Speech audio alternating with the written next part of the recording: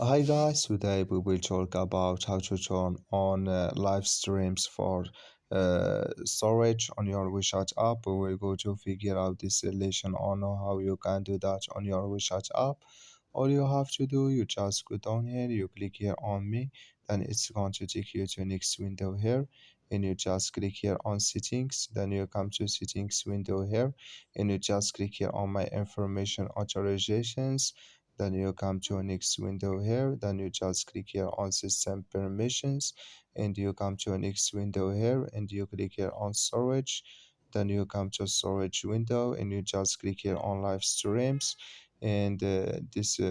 window show for you here, and you come here to live streams, you click here on this mark, and like you see this color show for us, that's my live streams, it's turned on for storage. Thank you for your watching. Don't forget to support us by liking, subscribe.